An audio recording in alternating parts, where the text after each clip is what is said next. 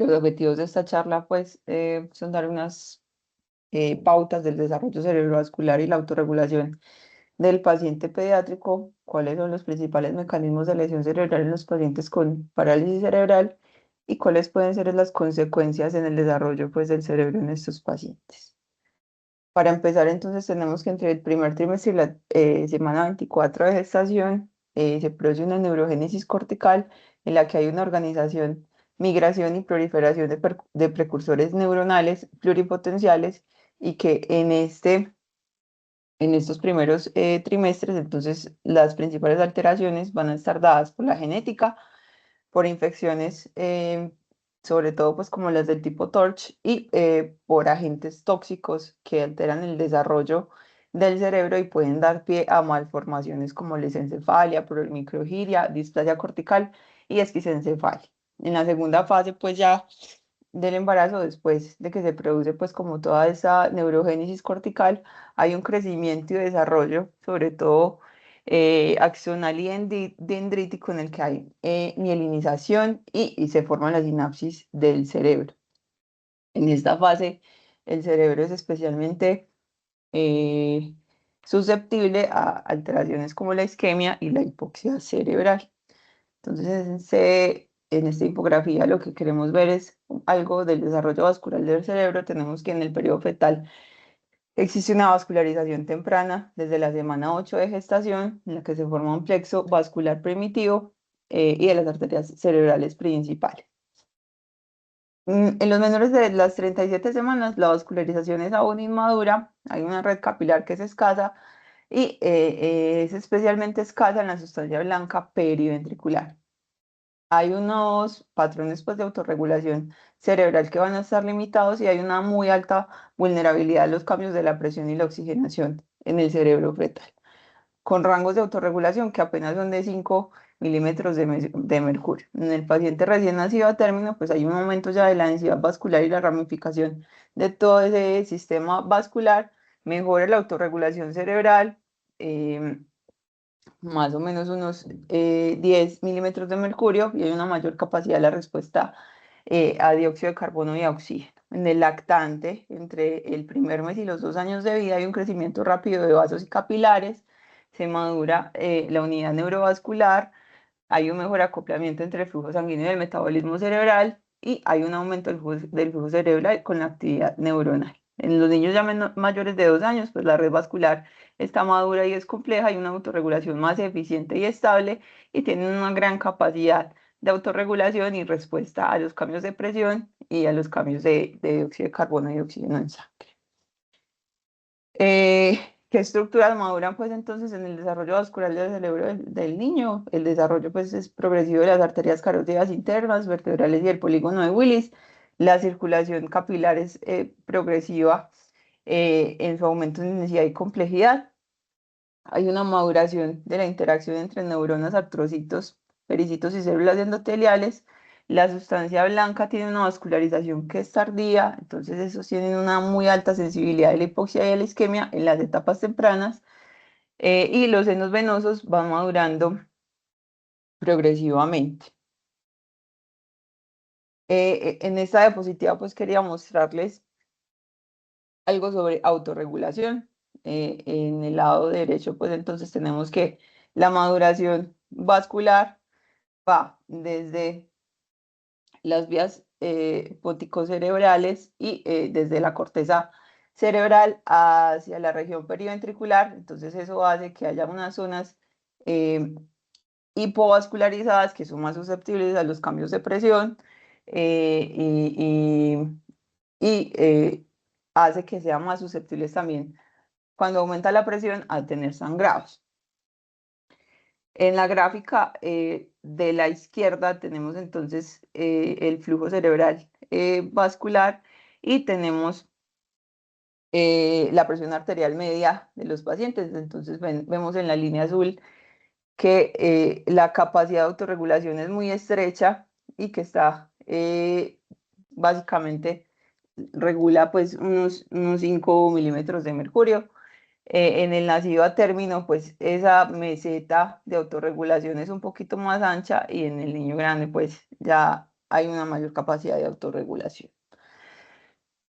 Para comenzar a hablar de lesión pues cerebral del paciente pediátrico, entonces hablamos primero de la lesión isquémica arterial primaria, de la sustancia blanca, que se va a manifestar posteriormente en imágenes como leucomalacia periventricular. Entonces hay unas zonas terminales periventriculares que son poco vascularizadas y que son poco tolerantes a la isquemia, y que cuando se producen fluctuaciones en la presión que pueden generar isquemia y daño celular permanente.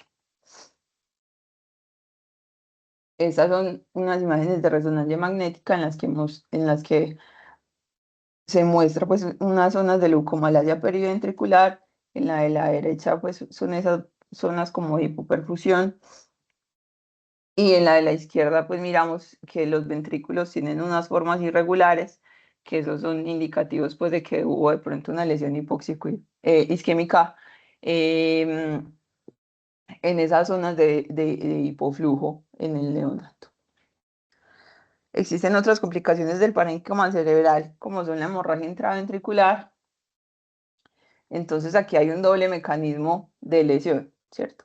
Uno que es dado por la fragilidad de los vasos terminales, por cambios en la presión que llevan a hemorragia, y esa hemorragia puede llevar a un sangrado de la matriz terminal que produce obstrucción del drenaje venoso, que puede llevar a isquemia cortical en estos pacientes, ¿cierto?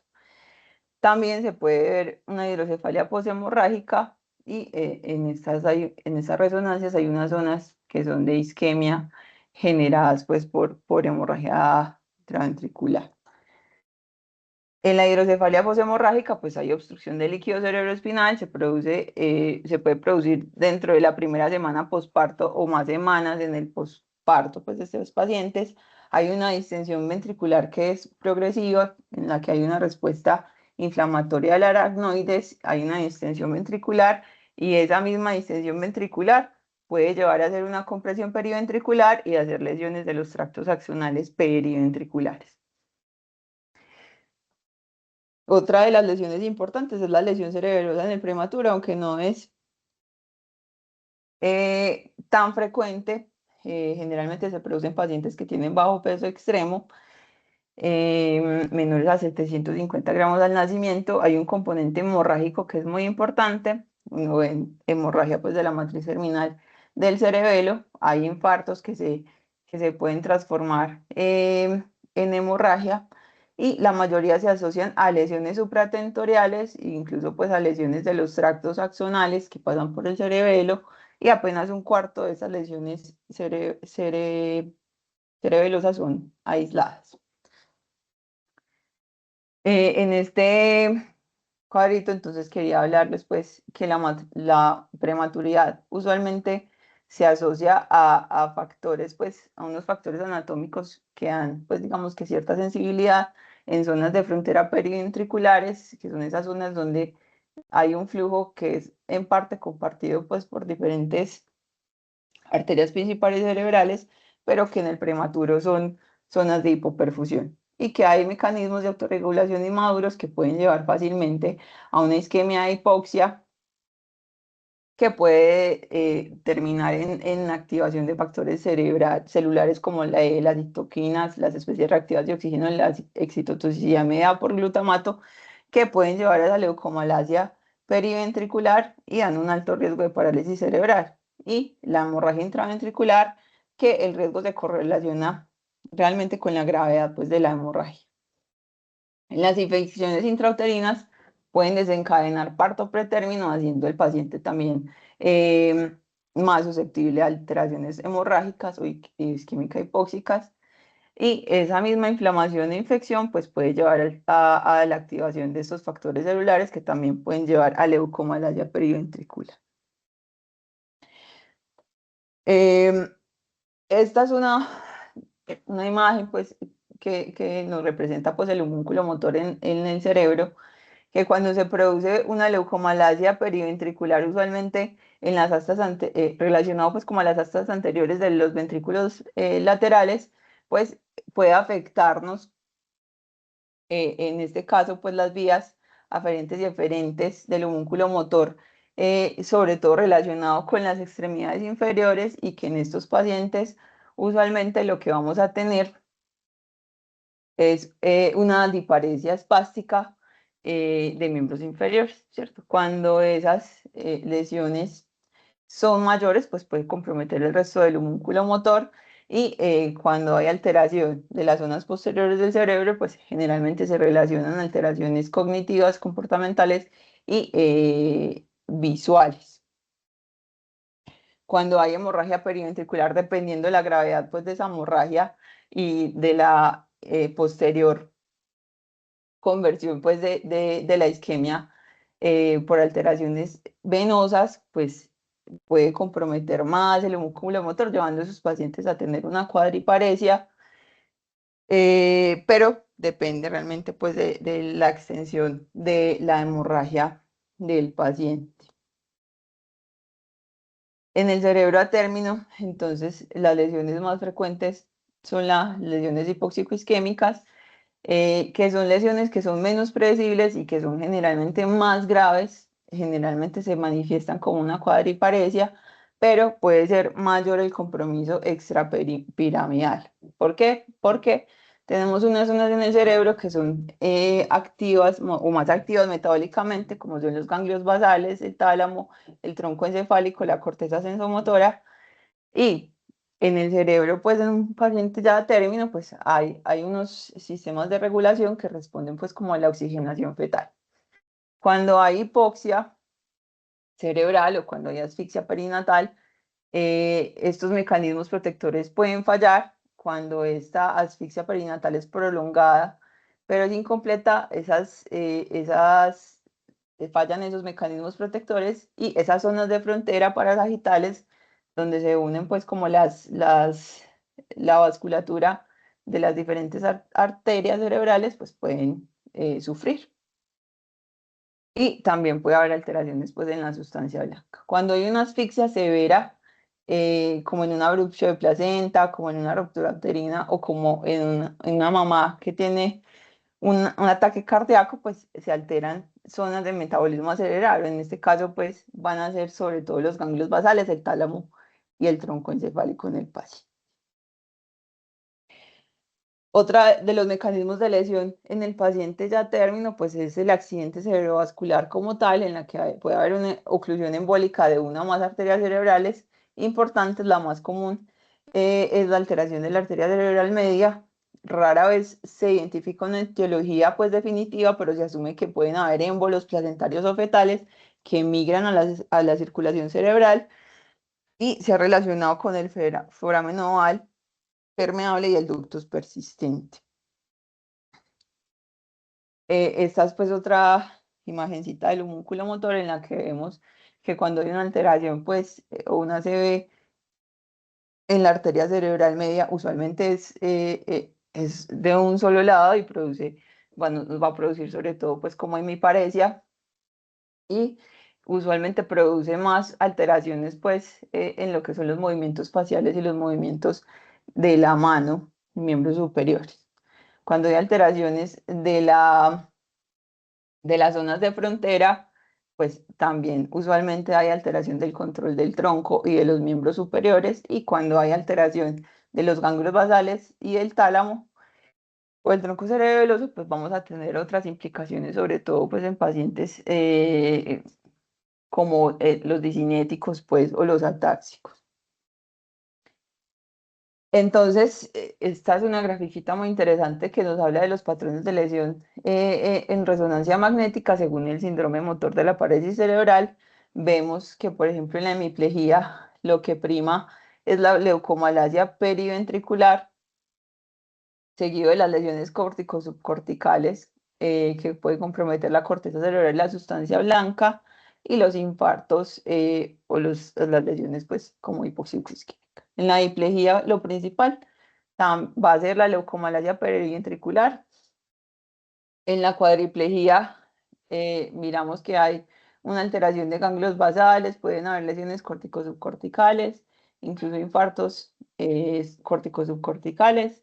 En la diskinesia lo que predomina siempre es la lesión de los ganglios basales. En la ataxia puede haber incluso pacientes con resonancia cerebral normal y pueden haber pues como otros síndromes motores pues como mixtos, ya con diferentes etiologías. Em, Quería traerles pues este cuadro que me pareció muy interesante, que habla de unos síndromes motores en parálisis cerebral, cuál es la neuropatología y la resonancia, lo que encontramos en la resonancia y cuáles son las causas principales. Entonces, la diplegia espástica, que es en la mayoría de nuestros pacientes, hasta el 35%, usualmente lo que se encuentra en la resonancia es una leucomalacia periventricular y las causas principales son la prematuridad, la isquemia, la infección y algunos trastornos endocrinos o metabólicos. En la cuadriparesia espástica nos vuelve a aparecer la leucomalacia periventricular o la encefalomalacia multidística. Las cosas principales son la isquemia, la infección y los trastornos endocrinos, metabólicos, genéticos y el desarrollo. En la hemiplegia, lo que prima van a ser las lesiones vasculares, como los accidentes cerebrovasculares, los infartos fetales o neonatales en útero postnatales, en los que puede haber daño cortical o subcortical y malformaciones corticales. Se asocia a trastornos trombofílicos, a infección, alteraciones genéticas o del desarrollo y a infartos pues, hemorrágicos periventriculares. Y las alteraciones extrapiramidales, que son apenas el 15%, pues pueden darse por asfixia perinatal, en la que se producen cicatrices en el putamen y en el tálamo, por la ictericia neonatal, que puede llevar a cicatrices en los ganglios basales, alteraciones mitocondriales que pueden producir cicatrices también, pues como en estos ganglios basales, o puede haber pacientes que no tengan lesiones en resonancia magnética y que tienen distonías que son respondientes a DOPA. Las causas principales van a ser entonces la asfixia, el kernicterus, las alteraciones mitocondriales y los trastornos genéticos o metabólicos. Entonces, para concluir, el patrón de lesión cerebral va a determinar en gran medida el fenotipo motor de la parálisis cerebral. Las lesiones periventriculares se asocian predominantemente con diplegia, las corticales y subcorticales con hemiplegia y las lesiones de ganglios basales con formas disinéticas. Esta es la bibliografía y por ahí termino. Muchas gracias, Nati. Estuvo muy buena tu charla. Aprendimos mucho, como siempre. Muy completo todo. Oigo comentarios, opiniones. Carlitos, que tienes la mano levantada, cuéntanos. Bueno, de nuevo,